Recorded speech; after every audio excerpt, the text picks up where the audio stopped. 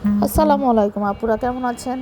এই যে দেখতে পাচ্ছেন আমি আলুটা করে ভাজা ভাজা করে নিচ্ছি একটু, কারণ এটা আমি বেগুন আর আলু একসাথে ভাজি করব। খুবই টেস্টি এই ভাজিটা, খেয়ে দেখবেন। এই যে দেখুন, আমি আলুটা কষিয়ে তারপর বেগুনগুলো দিয়ে দিয়েছি এবং সব মশলা আমি আগেই দিয়ে দিয়েছি। বেশি কিছু না, সামান্য উপকরণ দিয়ে এই ভাজিটা আমি তৈরি করেছি। একটু লবণ, আদা রসুন বাটা আর একটু হলুদের গুঁড়ো, মরিচের গুঁড়ো। এই যে দেখুন, আমার ভাজিটা প্রায় হয়ে আসছে। কাঁচামরিচ ফালি করে দিয়েছি এবং ধনেপাতা দিয়েছি।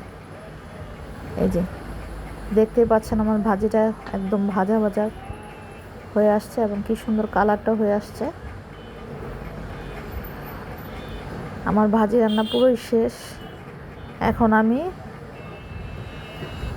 রান্না করার শেষে এখন আমি বুটের ডাল দিয়ে ডিম পোচ করে রান্না করব। আমার বাচ্চারাও পছন্দ করে এবং খুবই মজাদার একটা খাবার। এখানে আমার ভাজি প্রায় হয়ে গেছে। এখন আমি ডিমটা পোচ করে নিলাম। ডিমটা পোচ হয়ে আসছে, এবার আমি ওপেন করে নিব। এই যে দেখতেই পাচ্ছেন ডিম কীভাবে আমি পোচ করে নিয়েছি। আমার ডিম পোচটা হয়ে গেলে তারপর আমি ডিমটা উঠে ফেলবো। এই যে দেখুন, ডিমটা উঠে ফেলেছি।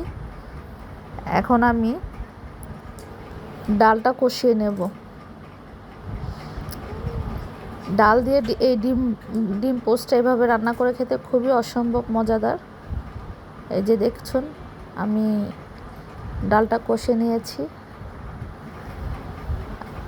ডালটা কষানো হয়ে গেছে। এখন আমি পানি দিয়ে একটু ভালোভাবে যাতে ডালটা সিদ্ধ হয় এর জন্য আমি পানি দিয়ে দিয়েছি।